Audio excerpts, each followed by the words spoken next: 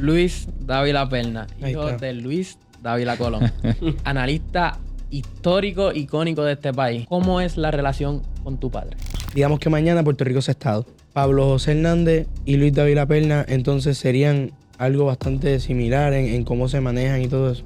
Bueno, yo creo que hay muchas cosas ahí que no están escritas en piedra, ¿verdad? ¿Por qué, por ejemplo, la gobernadora, en esa misma línea, pues también no puede, no quiero decir que no respeta, sino que no puede aceptar o trabajar en conjunto con el comisionado cuando le dice, por ejemplo, a Gabriela Bocelli, que la sustituye usted ahora en la posición de Prafa, que corte comunicación con el comisionado cuando Dómenes da instrucciones específicas para esos fines también? El movimiento MAGA y lo que es la familia Trump van a tratar de pasar ese apoyo que le tienen al presidente ahora mismo a uno de sus hijos. Probablemente Donald Trump Jr. Junior, lo más seguro. Muy probablemente sea Donald Trump Jr.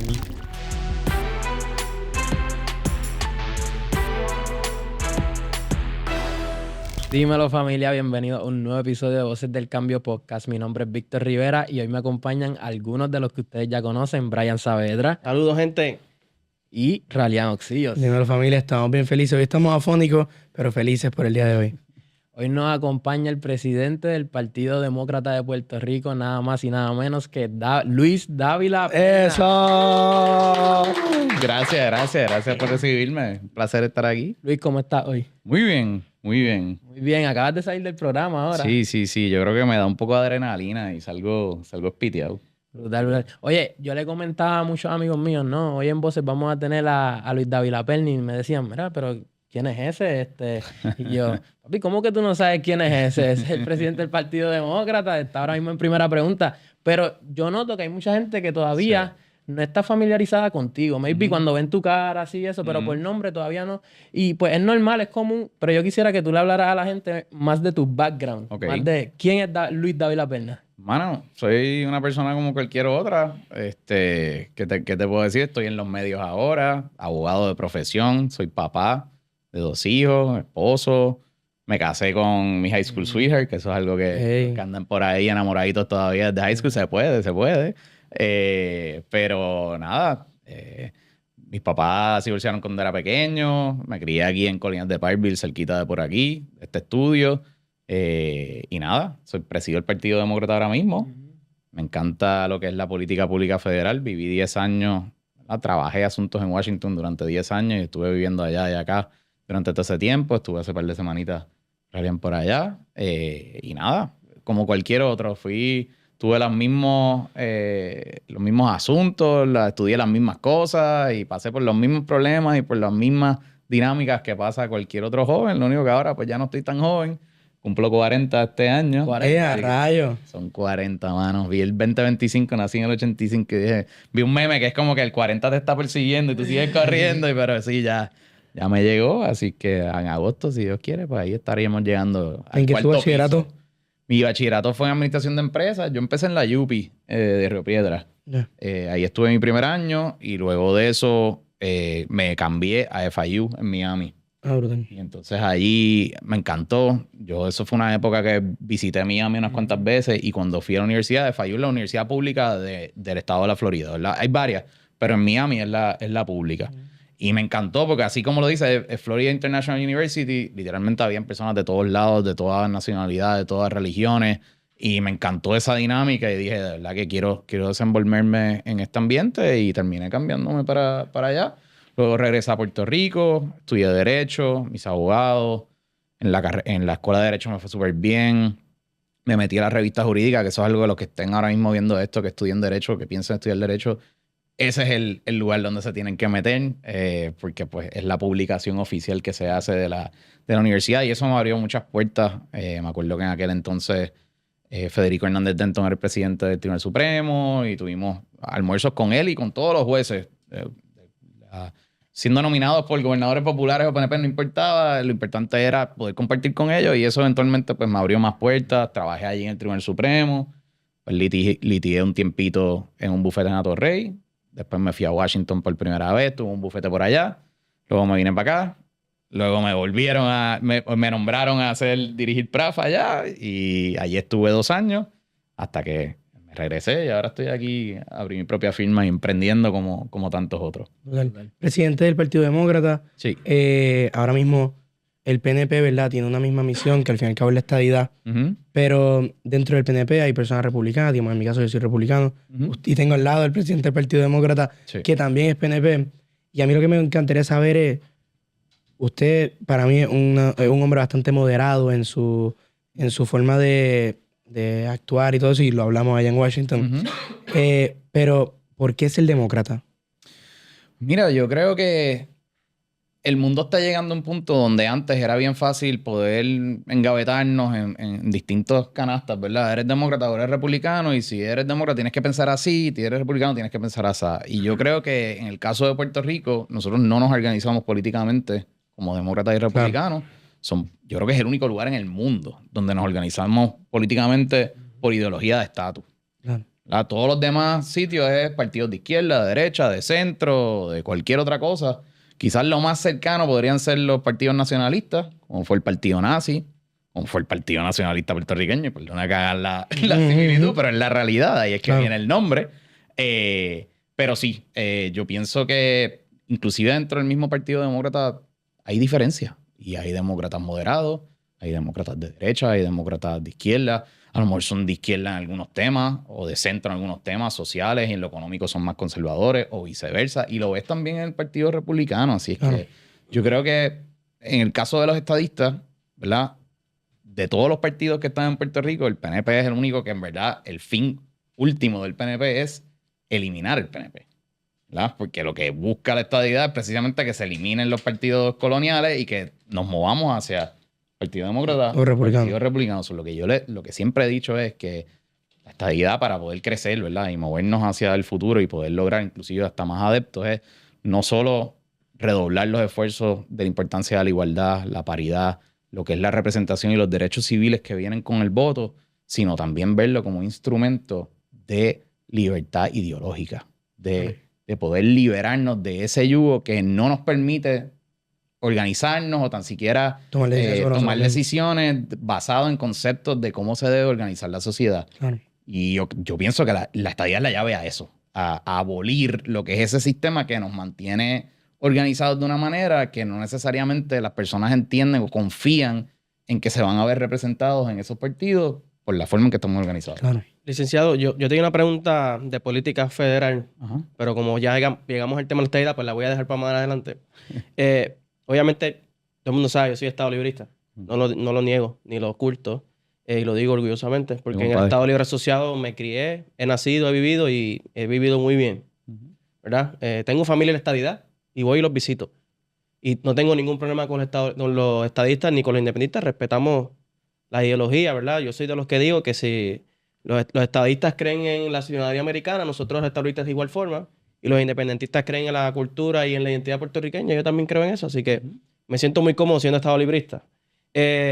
Mi pregunta, primero, usted cuando dirigió PRAFA, hubo una controversia con la delegación congresional que envió el Partido No Progresista, específicamente con Elizabeth Torres, la institución y la delegación congresional. Tengo dos preguntas en ese tema. Okay. Primero, ¿qué piensa si la delegación congresional logró algo para adelantar el tema del estatus? Primero. Y segundo, ¿por qué, si usted cree que hubo una vara distinta para evaluar el desempeño de Elizabeth Torres al desempeño, por ejemplo, de Mayita, de Lefran Fortuño, de Zoraida Buxó, que se pudo probar que ninguno, por ejemplo, Zoraida tuvo unos líos criminales por no presentar informe. Y Mayita tuvo mucho tiempo enferma también. Y Lefran Fortuño, pues, hubo unas imágenes en las redes sociales donde aparecía en barra tomando alcohol en Washington y otros líos polémicas en las redes, ¿verdad? Que la gente compartía. Mi pregunta dirigida, si usted cree que la delegación congresional ayudó a algo, a un ápice de que se adelantara la estadidad, y si hubo una vara distinta para determinar el desempeño de Elizabeth Torres y destituirla finalmente como delegada congresional. Pues mira, empiezo por la primera. Si hizo una diferencia o se logró algo, yo pienso que lo primero que hay que identificar es qué fue la delegación congresional. Y la realidad es que fue creada por ley. Y nunca antes se había hecho una delegación congresional antes que no había sido electa.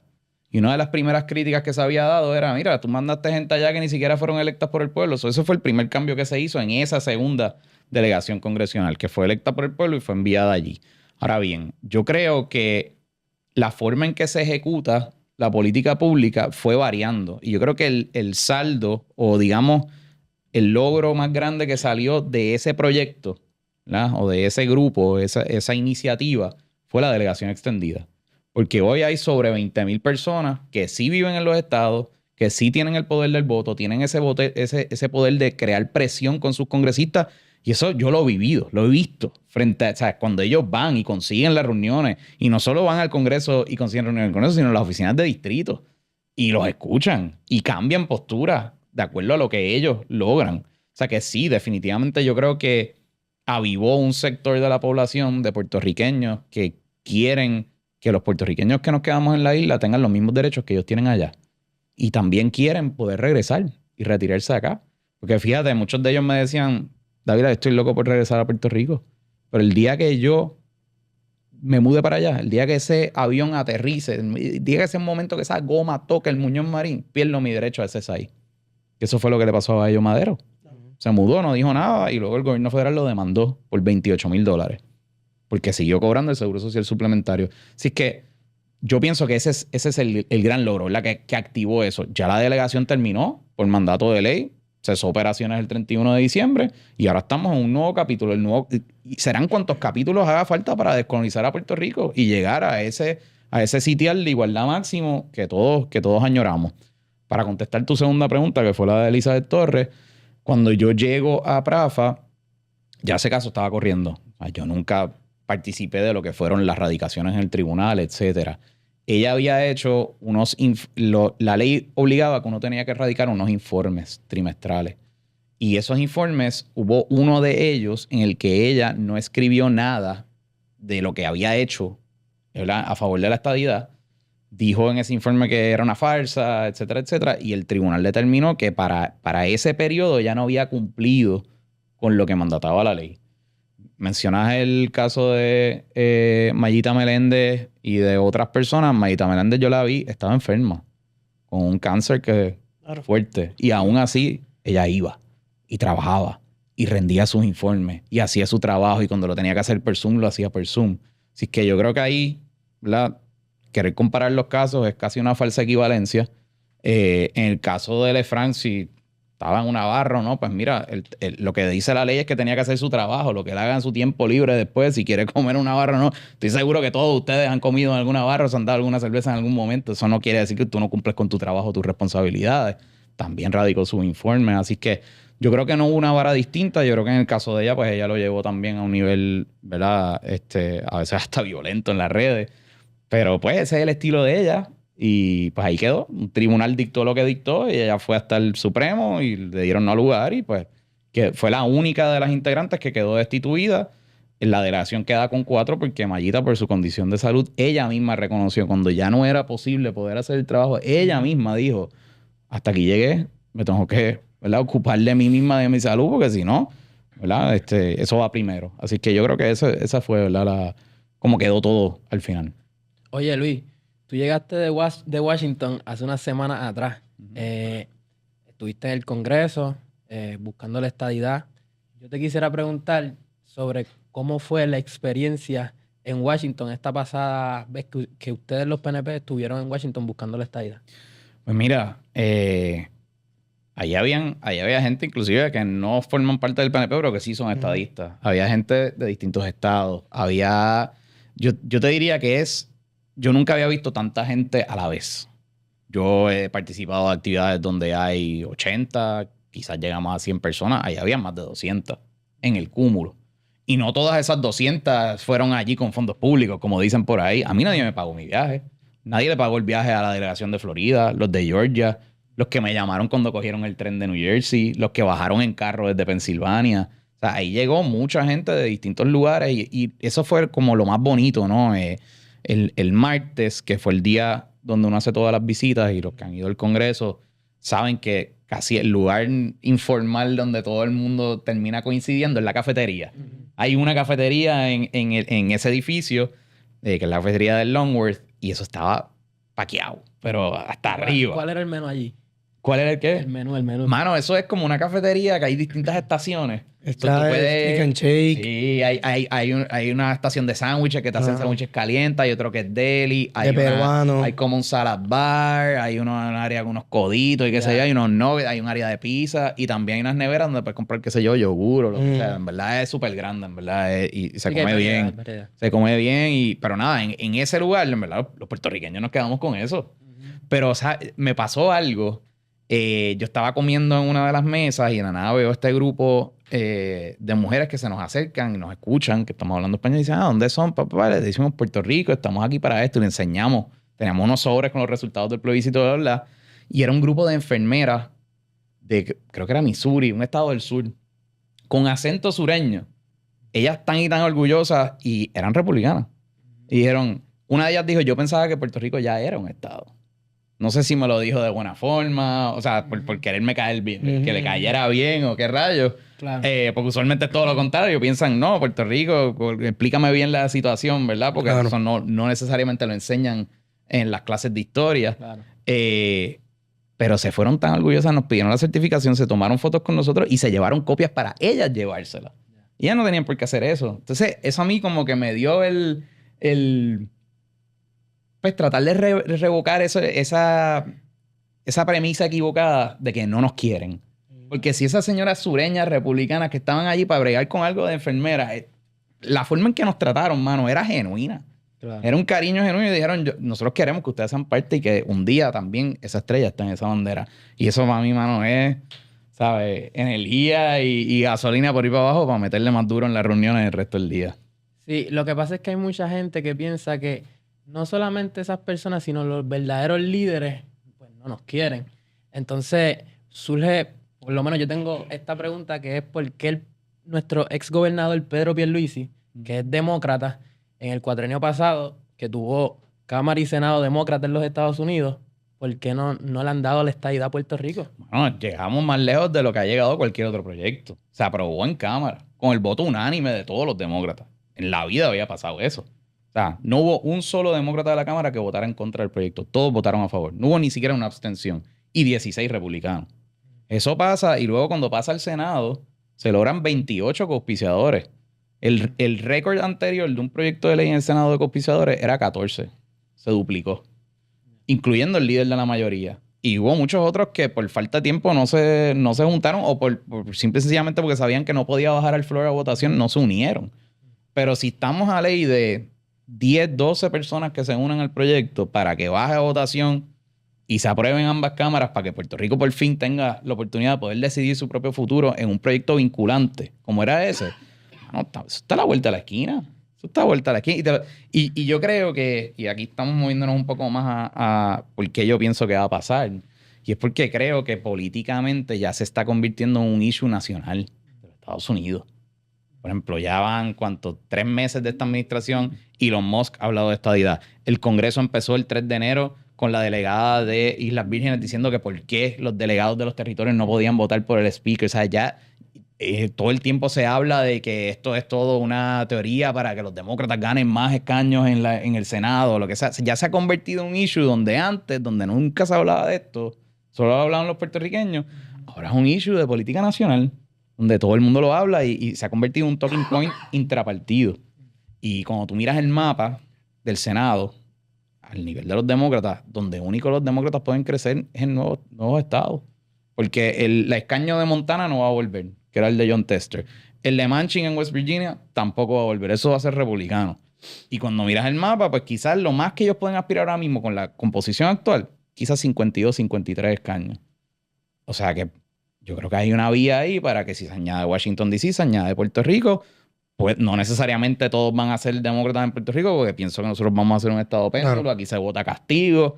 Aquí, mira, si aquí votan castigo por un gobernador por 4 años, ¿tú te imaginas un senador que está 6 años sentado en esa silla? Brother, lo van a sacar y lo van a reemplazar con el del otro partido. Pero provee una oportunidad de crecimiento político para una organización que va a tener un incentivo para poder aprobarlo y poder hacerlo. Mencionaste que la estadidad está a vuelta de la esquina. ¿En cuánto tiempo nosotros podemos ver un Puerto Rico siendo estado? Mano, ¿cuánto tiempo sea necesario? Yo no sé cuánto tiempo va a tomar. Yo lo que sé es que es lo correcto y es a lo que nos hemos ido moviendo. Y yo sé que Brian, ¿verdad? Dice que es estado librista y no tengo por qué no creerle, ¿verdad? Y yo respeto lo que es esa ideología porque la realidad es que eso está engranado en lo que es la historia de Puerto Rico. Y cuando se creó eso, se creó en la época de Muñoz Marín. Y yo recuerdo amigos de mi abuelo que decían, no, que Muñoz Marín me puso zapatos. Y, Esa es la historia. y mi abuelo que decía, sí, Muñoz Marín te puso zapatos, pero Ferré fue el que te dio la parcela de tierra para poder tener tu casa. Y siempre hemos estado en esta, ¿verdad?, disyuntiva de quién dio qué, pero yo conozco y tengo muy buenos amigos que pertenecen y militan en el Partido Popular que ya no son estadolibristas, son estadistas. Y se ha perdido ese miedo a decir, tú sabes que yo puedo ser popular y ser estadista.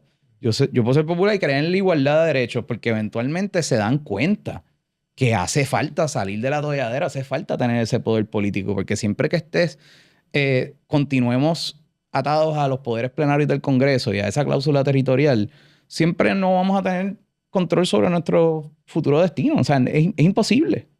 Siempre vas a estar a la merced de un Congreso con unos miembros por los cuales nosotros no votamos y un presidente por el que tampoco votamos y unos jueces del Tribunal Supremo que son nombrados por un presidente por el que no podemos votar y un Senado en el cual no tenemos representación. O sea, no hay salida.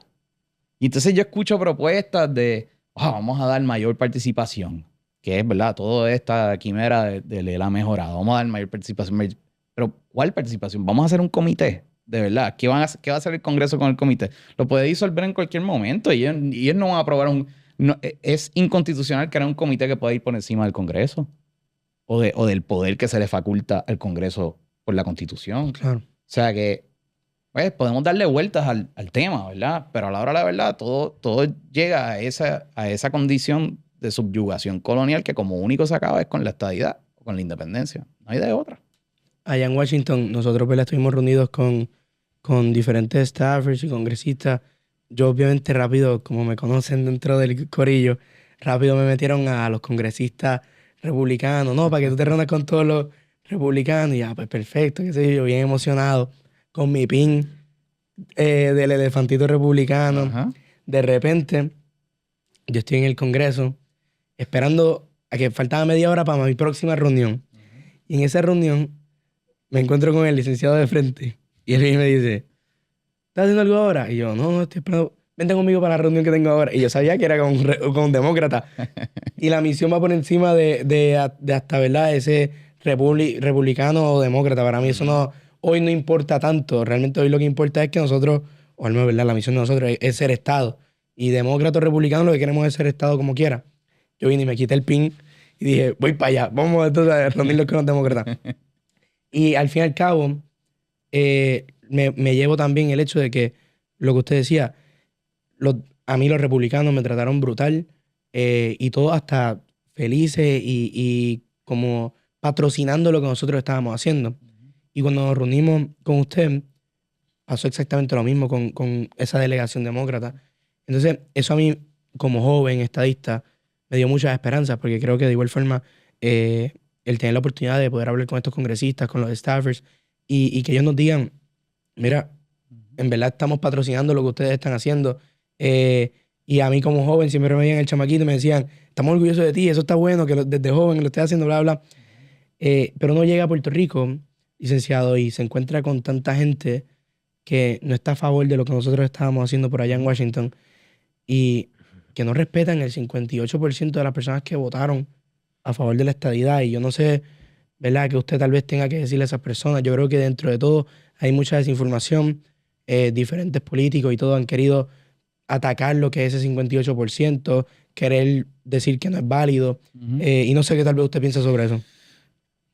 Yo creo que así como exigimos respeto por el 58, hay que respetar ese 40%, que no necesariamente estaba a favor de la estadidad. Yo creo que tenemos que trabajar el doble, el triple, para eventualmente esas personas que no se sintieron cómodos en votar por la estadidad en el plebiscito lo hagan en un futuro. Y convencerlos de que todas las desavenencias que le pasan a Puerto Rico, ya sea, tú miras cualquier programa social, el que sea. Es más, tú puedes hasta ni hablar de un programa social. Tú hablas de cualquier cosa del diario vivir, siempre lo puedes atar al estatus.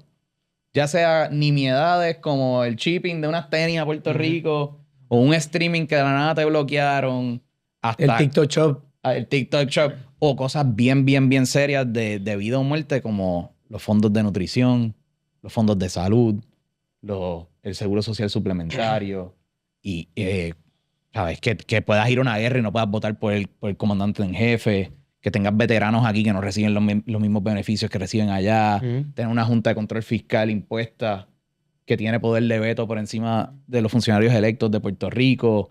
O sea, hay mil y unas razones que tú puedes señalar y yo creo que ese es el gran reto, ¿verdad? ¿Cómo nosotros podemos, nuevamente, volviendo a lo que dije al principio, cómo podemos hacer ver que la estadidad no es, ¿verdad?, una promesa de fantasía, sino una causa de liberación ideológica, una causa que si de verdad Puerto Rico quiere progresar y la gente que está allá afuera, que muchos de los que no son partidarios de la estadidad dicen, es que yo quiero acabar con los partidos tradicionales, yo quiero algo nuevo, pues mira, ¿qué más nuevo que eso?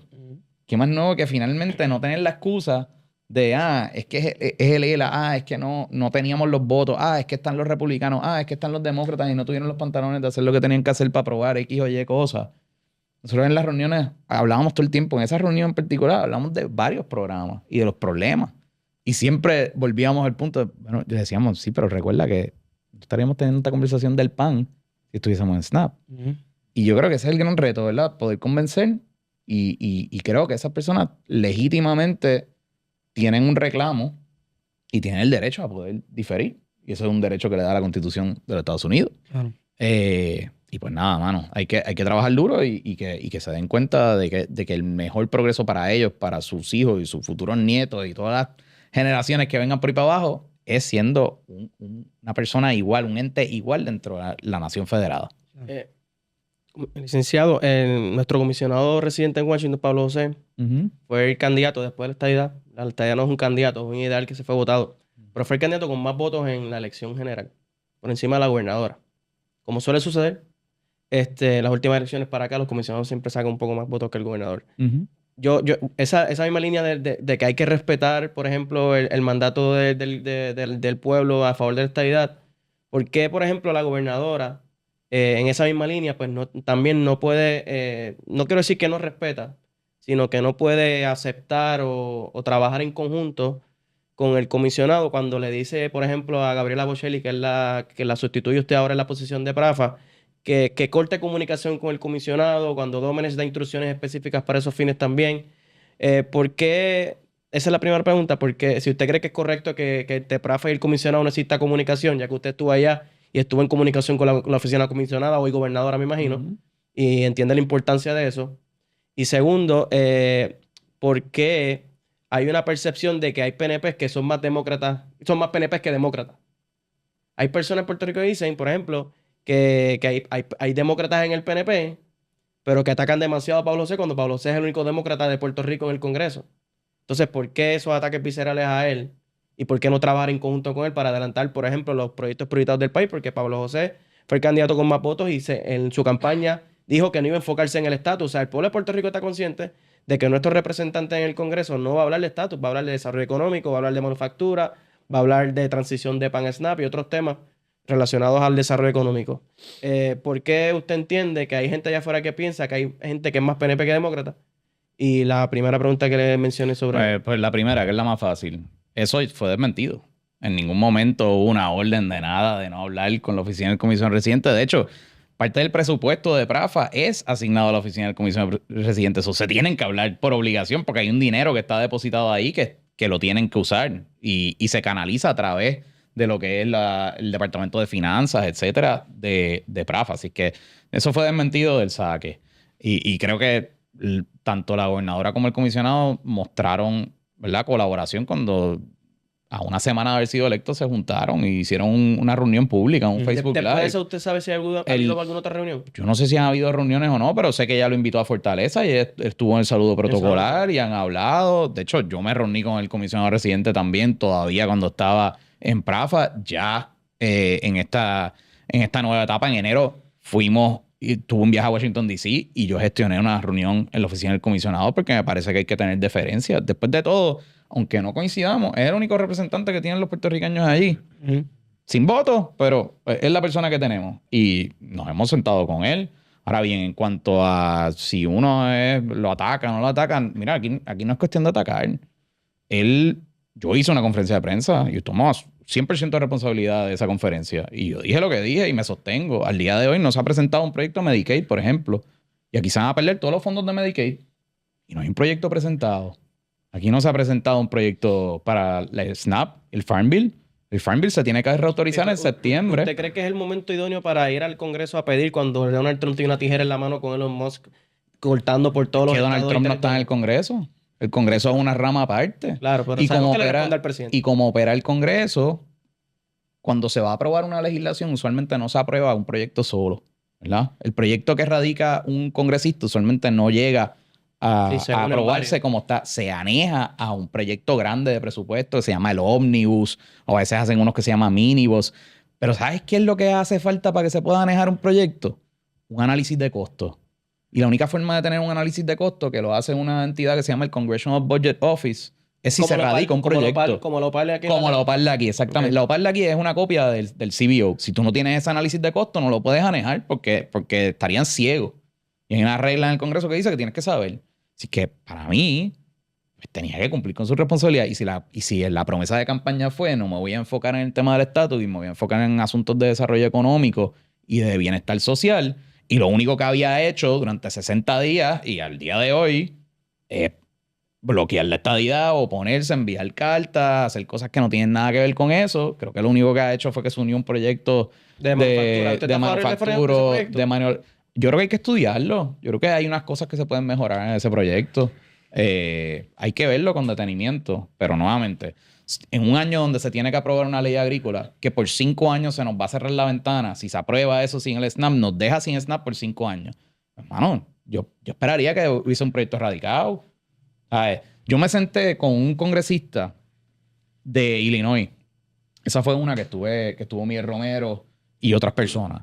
Y ese congresista, le hablamos del SNAP porque él estaba en el Comité de Agricultura y nos dijo... ¿Dónde está el proyecto que nos preguntó el número del proyecto del cual nosotros estamos haciendo referencia? Y tuvimos que dar el número del Congreso anterior. Y dijimos, que el comisionado residente no ha radicado todavía. Pero no se preocupe porque si no radica, se lo damos para que usted lo radique.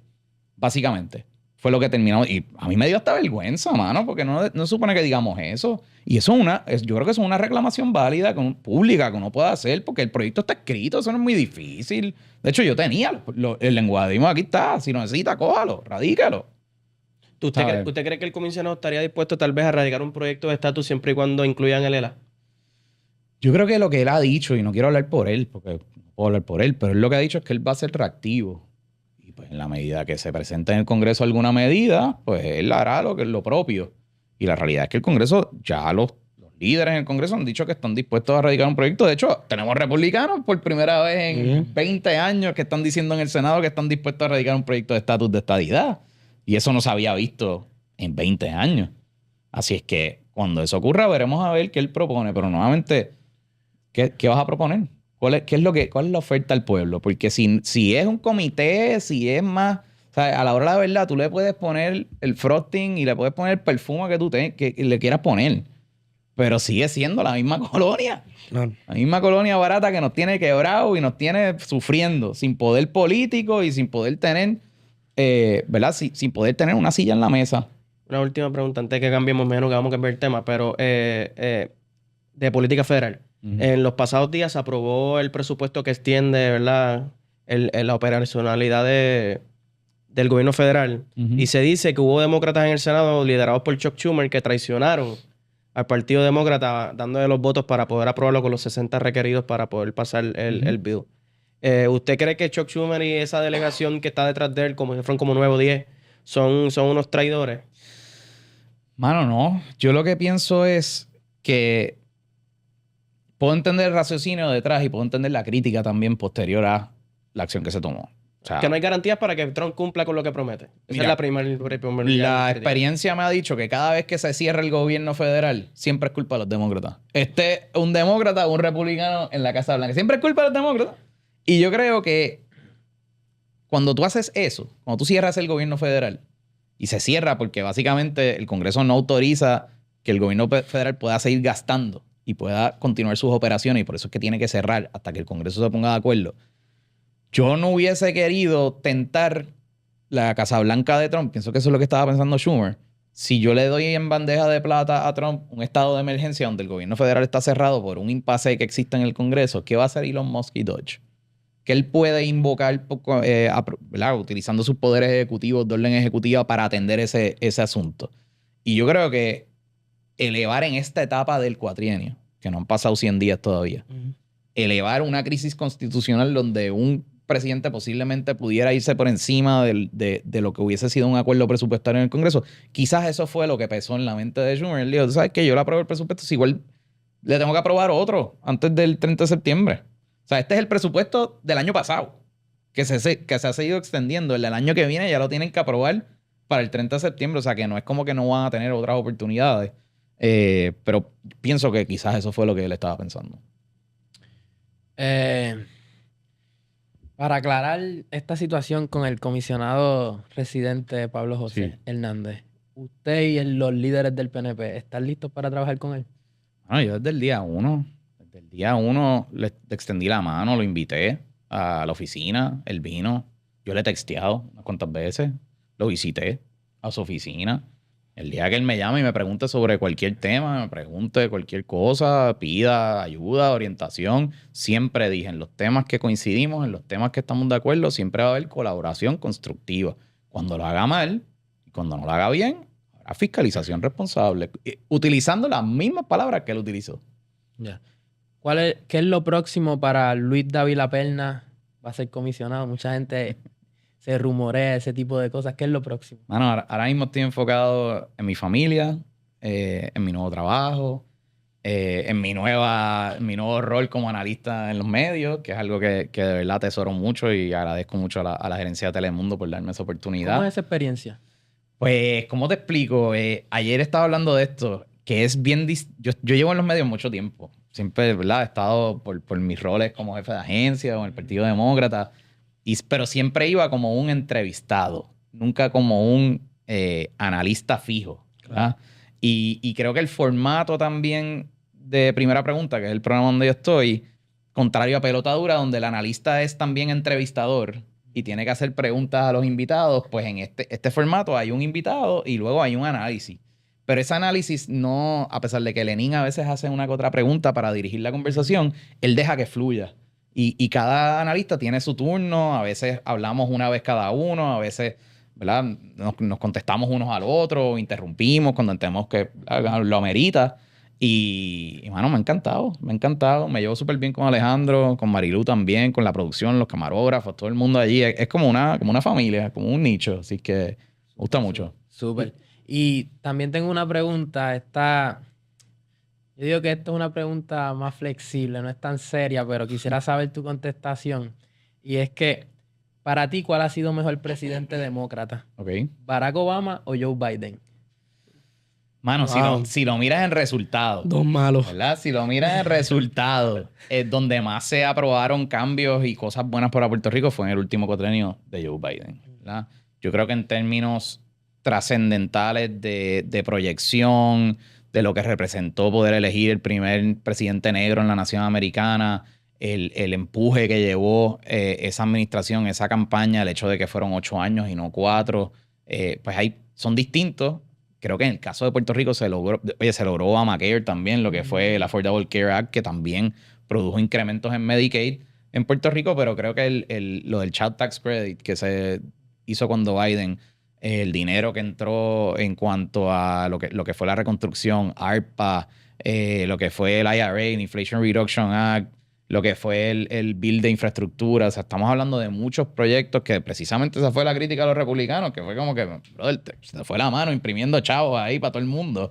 Pero creo que hemos visto el efecto en la economía en Puerto Rico, en otros estados, y creo que impactante a largo plazo Biden, impactante en términos culturales, políticos y como movimiento político, probablemente Obama fue más significante en ese sentido. Licenciado, no quiero ser imprudente, pero voy a hacerlo. Usted le dice a Víctor que, ¿verdad? Su respuesta. Yo sé que en la política el efecto sorpresa es importante Seguro. y todo eso, Zumba. pero, licenciado, hay cosas que se ven y ni se preguntan ya. Ajá. No, ¿verdad? Esa es mi manera de verlo, esa es mi manera de pensar. Son movimientos, que a mí me encanta esos movimientos, eso, ir a Washington, reunirse con Visitar todo el el comité mundo. municipal en San Juan. O sea, ese apego con mi alcalde, que lo respeto y lo honro un montón. Miguel Romero, ese apeguito que tiene con él. Licenciado. Ahí con todo el mundo. Estoy estadista toda la vida. Sí, pero háblenos Mira, claro, licenciado. El 28, ¿cuáles son los planes? No, yo estoy enfocado en el momento, en el presente. Ok. Creo que es prematuro. Yo creo que es hasta injusto con el público. Honestamente, acabamos de salir de una elección. La gente Le está dije harta que de iba la a ser política imprudente. partidista. No está siendo imprudente dije. porque es una pregunta natural. Pero mi contestación también es natural. O sea, Sí. acabamos de salir de una elección, mano. O sea, tú le metes un anuncio político ahora a la gente Sí. y va a ser por más positivo Tan que le alto, tan pongas la alto. canción más linda del mundo, va a decir, ¿qué es este loco? Tan alto. Tú sabes, viene un podcast y digo, anunció Full. una candidatura. ¿Sabes? Creo que no estamos ahí. Creo que también los líderes electos actuales, tanto la gobernadora como el comisionado residente, merecen el espacio de darle Claro. la oportunidad de ver cómo van a trabajar. Ya yo lancé una primera crítica que reconocí. Mañana puede ser otro que la reconozca. Claro. Y yo creo que estamos en esa etapa. Yo creo que, y en cuanto a pues lo que estoy haciendo, eso es lo que he hecho siempre. Lo único que, pues, obviamente, ahora estoy en Puerto Rico 100%. No estoy dirigiendo una oficina en Washington. Claro. Si hay una reunión de estadistas en San Juan o en Sabana Grande o en Isabela, como estuve, o cuando fui el Día de la Ciudadanía a Villalba. O sea, son cosas Lo que vi repartiendo pizza. que me da. Repartimos pisitas. En la juventud. Estuvo bueno. Mire, eso. licenciado, rapidito, para no tomarle más tiempo en mi pregunta y que los muchachos puedan seguir con sus preguntas. El comisionado Pablo José Hernández dice, ¿verdad?, que es demócrata. Antes de ir para allá, él dijo, yo voy a hacer caucus con los demócratas. Para mí, Pablo José es un hombre bastante moderado en su política y tiene, en mi entender, y perdone si le ofende lo que le voy a decir, pero en mi entender es muy parecido en la forma en la que usted se presenta, en la forma en la que ustedes se manejan. ¿Cuál es la diferencia entre Pablo José Hernández y Luis Dávila Perna si los dos son demócratas, si los dos pudiese el mundo pensar que pudieran estar en el mismo lugar parado en términos de sus aspiraciones, políticas, etcétera? Y a mí me encantaría que usted le pueda decir al público cuál es la diferencia entre usted y el comisionado Pablo José Hernández. Yo creo que Porque usted ha sido duro con él. para empezar, yo creo en la igualdad plena. Yo no creo en la igualdad medio pocillo. Yo creo en que los puertorriqueños merecemos tener nuestra silla en la mesa y no ser parte del menú. Yo no quiero seguir siendo parte del menú, por más perfume que le quieran echar. Ujú. Y yo creo que esa es la diferencia fundamental, ¿no? Esa por donde debemos de ir, ¿verdad? Yo creo que el Partido Popular y lo que es el liderato del Partido Popular actual va dirigido a tratar de revivir y de perpetuar lo que ha sido el estatus territorial actual y ponerle otro nombre, tratar de disfrazarlo, etcétera. No hay nada nuevo en cuanto a eso. Yo creo que esa pregunta sería inclusive, ¿verdad? Y podemos entrar después en detalles de política pública, eso se verá en algún momento, o algún día que nos sentemos a debatir. Nunca he tenido el chance de debatir con él. Ok. Temas Sería bueno. sociales, temas económicos, o sea que en ese sentido, ¿verdad? No te sabría decir cómo él piensa en cuanto a... ¿verdad? Pero ciertos cree asuntos. que la percepción, y mi percepción es una percepción hablada con otras personas, ¿verdad? Que como que dimos contra, pero pudieran ser más o menos lo mismo. Mira cómo se proyectan ambos. Son padres de familia los dos. Porque hoy hay una versión demócrata woke, ¿verdad? Que son diferentes a nosotros que estamos aquí. Fíjate, Pero están ustedes, que son demócratas, y que... pero es que sigues diciendo que son demócratas y sí, o sea, pertenecemos al Partido Demócrata a nivel nacional, fuimos delegados a una campaña presidencial, Ujú. pero él corrió como popular. Claro, Y pero- si yo algún día aspirara a una posición, que no estoy diciendo que voy a aspirar, si aspirara a una posición, le haría al PNP.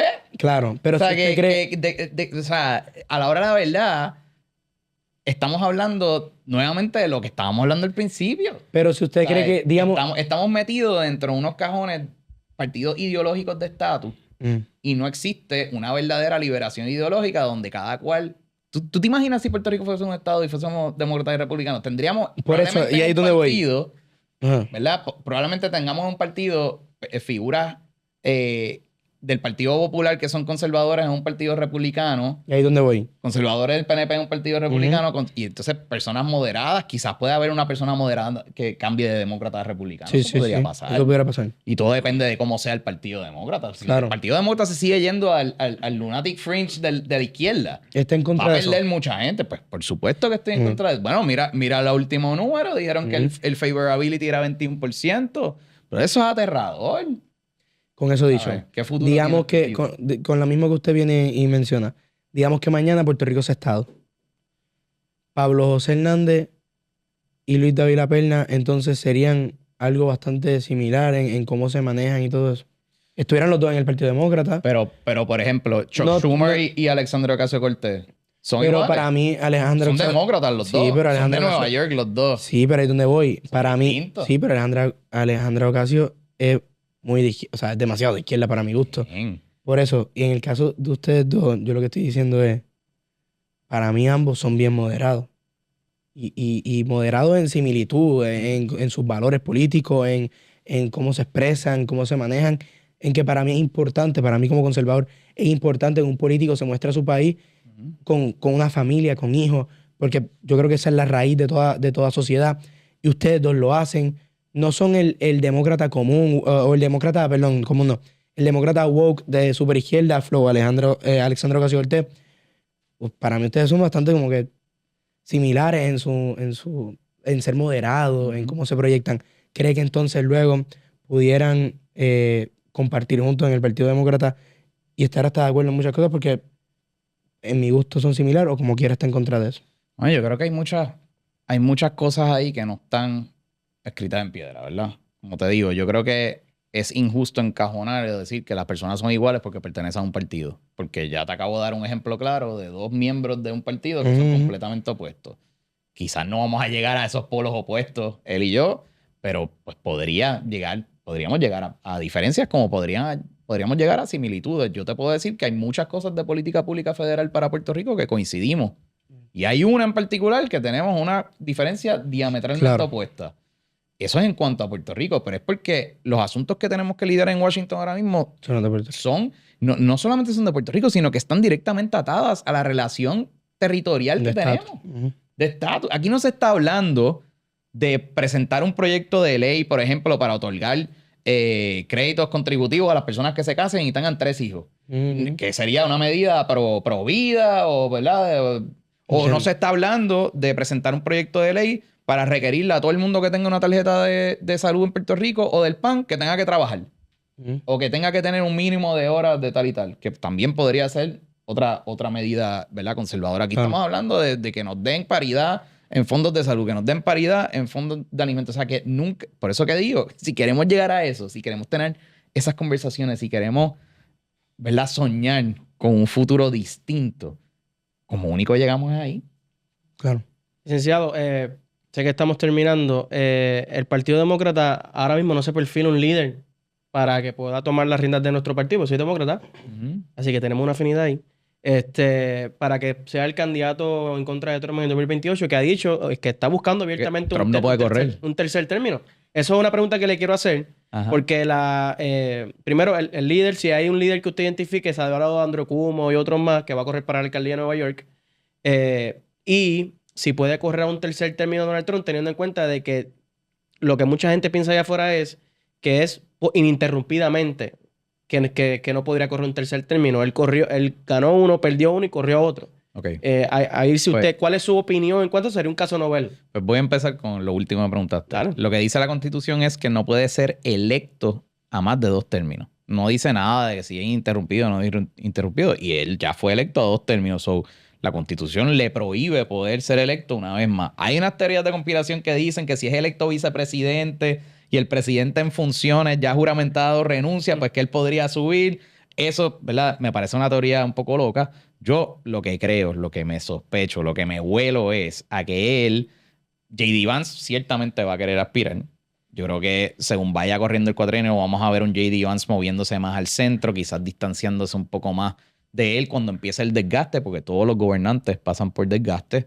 Y creo que eventualmente el movimiento MAGA y lo que es la familia Trump van a tratar de pasar ese apoyo que le tienen al presidente ahora mismo a uno de sus hijos. Probablemente Donald Trump Jr. Junior, lo más seguro. Muy probablemente sea Donald Trump Jr. Y podríamos decir lo que sea, pero el cacicazgo, digamos, ¿verdad? No en Puerto Rico, nada más en todos lados. No. Y creo que él va a tratar de moverlo a que sea nuevamente Donald Trump en la papeleta, pero con un Junior al lado, donde él va a seguir siendo, influenciando lo que va a ser la política pública, pero no necesariamente teniendo la posición. Eso es lo que yo creo que va a pasar con el Partido Republicano, con el Partido Demócrata. Yo creo que se ha hablado mucho en esta semana, que no tienen líder, que están descabezados, que nadie... No, mano, hay un montón de líderes ahí. Ahí está, por ejemplo, el gobernador de California, Gavin Newsom, que empezó un podcast ahora con los protagonistas de MAGA y del lado extrema derecha, y está teniendo podcasts que son entretenidos de ver y que inclusive han encontrado puntos de, ¿verdad?, de coincidencia y de convergencia entre ellos, que lo hace lucir como una persona que quizás pueda ser elegible, ¿verdad?, o likeable dentro de un mundo moderado, un mundo que no necesariamente se identifica como demócrata, ¿verdad?, o no necesariamente se identifica como republicano. Esa es una figura. Está el gobernador de Pensilvania, Josh Shapiro. Está... Yo pienso que ese debió ser la fórmula vicepresidencial de Kamala, pero nada. Sí, pero yo creo que lo que pasó ahí fue que él sabía lo que venía y dijo, ¿tú sabes qué? Me va a llevar por la banda, yo me quedo mejor aquí al ladito, me hago el que no me escogieron y después digo, si me ponían a mí a lo mejor era distinto el caso y corro en el 28. Eso es lo que yo pienso que él va a hacer. Está Gretchen Whitmer, que es la gobernadora de Michigan. Está el gobernador de Kentucky, Andrew Beshear, que ganó en un estado republicano. Eso también él puede decir, mira, yo tengo la fórmula para convencer a los republicanos que voten por mí. Así que yo creo que y surgirán otros líderes de aquí a allí. Falta mucho y yo creo que nuevamente el desgaste de una administración, el desgaste de inclusive el control Cámara, Senado republicano, es natural que se den cambios políticos. Y creo que lo vamos a ver el año que viene en las elecciones de medio término. Luis Dávila Perna, hijo de Luis Dávila Colón. Analista histórico, icónico de este país. ¿Cómo es la relación con tu padre? Mano, qué bueno que me hace esa pregunta. Mucha gente, cuando yo me encuentro gente en la calle que me reconoce por 3 cosas. Usualmente, tú eres el de la televisión, o tú eres el o tú eras el que estaba dirigiendo la oficina en Washington. Y la tercera, tú eres el hijo de papá. Yo te quiero porque eres el hijo de papá. Y nada, mira, ¿qué te puedo decir? Mi papá ha sido una figura de medios por muchos años. Pensamos distinto en un montón de cosas. Pensamos igual en otras. La gente tiene esta visión de quién es mi papá basado en su figura pública, en los programas que tiene y sus proyecciones públicas en los últimos años. Mi papá tiene una trayectoria de más de 30 años en la política y en el análisis político. Y si ustedes ven videos de mi papá 70, en los 80 o inclusive en los 90, pues se darán cuenta que era otro formato, otra manera de pensar, otra manera inclusive de analizar las noticias y el acontecer político en Puerto Rico. Era otra época. Pero en lo personal, mi viejo no hablaba de política en la casa. De verdad. Él, en una mesa de comer, a la hora de cenar o a la hora de desayunar, él no hablaba de Rosselló ni hablaba de lo que estaba pasando. Cuando empezaron los celulares y la cosa, yo me acuerdo yo chamaquito sentado en el carro y él en una entrevista de radio o hablando de algo y pues hay algo de eso que uno recoge, pero es casi como, ¿verdad? Como second hand analysis, digamos, ¿verdad? Pero mi papá es una persona bien sencilla, no le gustan los lujos, le encanta viajar. Yo creo que mi papá no es de tener relojes caros ni finos. Se puede beber una copita de vino, pero tampoco es que esté, ¿sabes?, ahí dándose el palo todos los días. Una persona bien tranquila, bien sencilla. Le gusta ver películas. De hecho, eso es de mis recuerdos más bonitos de la infancia era eso. Él me llevaba todos los domingos al cine. Y en Guapa, yo no sé si tú sabes, obviamente esto es antes de que tú nacieras. Claro, yo soy 2003. Pero pues ¿tú fuiste alguna vez a Cinema 4? A Cinema 4, no. Pues ahí donde está Guapa Televisión. ¿Qué es eso? Allí por el área de San Patricio. Ajá. Pues esa esquina ahí, que ahora es donde hacen los programas de juegos y esas cosas en Ajá. Guapa, eso se llamaba Cinema 4. Y era un cine bien grande, con un montón de butacas, así, no como los de ahora, que son así tipo estadio. Sí, sí. Y Cinema 4 era donde uno iba a ver las películas y decía, pues mi papá me llevaba todos los domingos a ver una película. Qué brutal. Y pues nada, tengo muchas memorias con él, haciendo gallitos, con algarroba, mi primer guante de pelota y jugar con él hasta que el guante se peló de tanto que jugamos. O sea, y esas son las cosas que trascienden la vida pública y la vida política y que, nada, un papá como cualquier otro que se desvivió por sus hijos, se desvive por sus hijos todavía y lo quiero un montón y orgullo lo llevo. Y ahora que empezaste como analista, ¿han hablado? ¿Qué te ha dicho él? Pues hermano, me vamos a emocionar un poquito porque eso pasó hace par de semanas. Yo me tenía bien callado, ¿verdad? Las conversaciones que había tenido con el canal, hasta que finalmente se dio y lo llamé y le dije, mira, te estoy llamando, la primera persona que le digo, más allá de mi esposa, que obviamente lo sabía, te estoy llamando para que sepas que 30 años después de yo estar detrás de las cámaras viéndote a ti analizar, te quiero dejar saber que tu hijo acaba de ser contratado por ese mismo canal y ahora yo voy a estar frente a las cámaras. Qué bello. Y hubo como un silencio en la llamada y pues, hermano, se me abrieron los ojos, esto, lo otro, me felicitó, contra, qué bueno, tremenda oportunidad y así fue. Así es la historia. Qué lindo eso. Bueno, el tiempo apremia. Ya terminamos. ¿Cómo te sentiste? Mano, de hecho, hacía más falta representación femenina aquí, así que... Díselo, se me sale lo díselo a demócrata. Adriana. Adriana, ¿dónde está? Está de Mayey. Diana, Gabriela, que está perdida también, mano. Que ni para acá. Y Rey podía haber hecho muy buenas preguntas hoy. Sí. Rey es Oye, nuestro amigo independentista. esas son las mejores preguntas. Son las mejores porque Las él te da el mejores análisis preguntas. completo, lo extrañamos. Sí, pero ahora mismo está dando la batalla en el consejo allí en Luper Río Piedra. Muy bien. Rey, no haga huelga, bro. No haga huelga. No haga huelga. Como que los muchachos acaban el semestre. Dios mío, me estoy atrasando por tu culpa. Así Ah, que bueno. ya saben, familia, esto fue un episodio de Voces del Cambio Podcast producido por Graphicon Media. Nos pueden buscar en todas las plataformas, Instagram, TikTok, Facebook, YouTube y hasta Spotify. Acuérdate, suscríbete y dale like a este contenido. Voces del Cambio. Nos fuimos.